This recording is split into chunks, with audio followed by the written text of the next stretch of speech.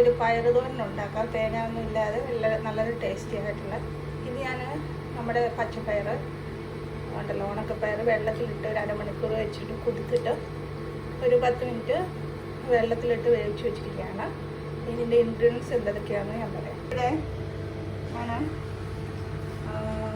നമ്മുടെ വെളുത്തുള്ളി ഒരു 3 കഷ്ണം, അത് നടുവേ കീറിയതാണ്. പിന്നെ നമ്മുടെ ഉള്ളി, പിന്നെ നമ്മുടെ കാന്താരി 2 പിന്നെ കറിവേപ്പില, ഇത്രയും നമുക്ക് ചതച്ച് എടുക്കാം. ഇനി ഞാനിവിടെ വെച്ചേക്കുന്നത് നമ്മുടെ ക്രഷ്ഡ് ചില്ലിയാണ്. അപ്പം നമുക്കിതൊന്ന് ചതച്ചെടുക്കാം. ഫസ്റ്റ് ഇതിനകത്തേക്ക് നമുക്ക് ചതച്ചിടാൻ വേണ്ടിയിട്ട് ഇട്ട് കൊടുക്കാം. ചതയ്ക്കുക എന്ന് പറഞ്ഞാൽ ജസ്റ്റ് ചതഞ്ഞാൽ മതി, ഒത്തിരി ചതയേണ്ട ആവശ്യമില്ല. നമുക്കൊന്ന് ചതയ്ക്കാം. അതിനകത്തേക്ക് നമുക്ക് ക്രഷ് ചെയ്ത് വെച്ചിരിക്കുന്ന ഇൻഗ്രീഡിയൻസ് ഇട്ട് കൊടുക്കാം. ഞാൻ നീട്ടി വെക്കാം. നല്ല മണമൊക്കെ വരുന്നുണ്ട്. ജസ്റ്റ് ഒന്ന് നോക്കാം. ഇട്ടുണ്ട്. നമുക്ക് അതിനകത്ത് നമ്മുടെ ക്രഷ്ഡ് ചില്ലി ഇട്ട് കൊടുക്കാം.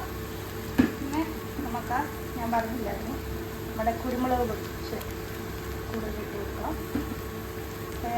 നമ്മുടെ എരിവിൻ്റെ അനുസരിച്ച് നമുക്കിതൊന്ന് ഇളക്കി കൊടുക്കാം.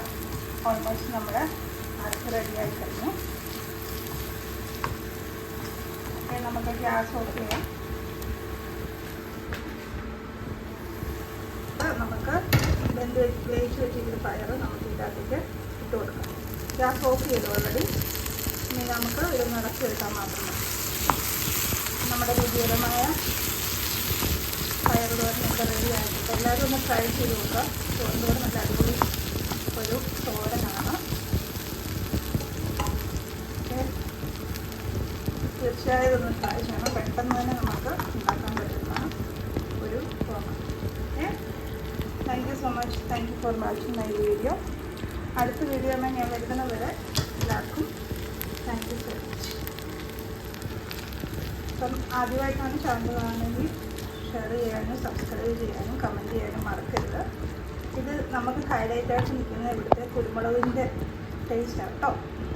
നമ്മുടെ നാട്ടിൽ നേരത്തെ അമ്മമാരൊക്കെ വെച്ചുകൊണ്ടിരുന്ന ഒരു തോരനാണ്. ഇനി ഈ വെള്ളം കൂടുതലാണെന്നുണ്ടെങ്കിൽ നമുക്ക് ജസ്റ്റ് ഒന്ന് വടിക്കാം. എനിക്കിപ്പോൾ വെള്ളം ഇച്ചിരി ഇഷ്ടമാണ്, അതുകൊണ്ടാണ് ഞാൻ അത് വെള്ളത്തിൽ വെച്ചിരിക്കുന്നത്. ഓക്കെ, നമ്മൾ ഉപ്പ് അത്യാവശ്യത്തിന് ഇട്ട് ആദ്യമേ വേവിക്കുവോ അല്ലെങ്കിൽ ഉപ്പ് ഇട്ട് കൊടുക്കുകയോ ചെയ്യാം കേട്ടോ. അത് നിങ്ങളുടെ ഇഷ്ടം പോലെ.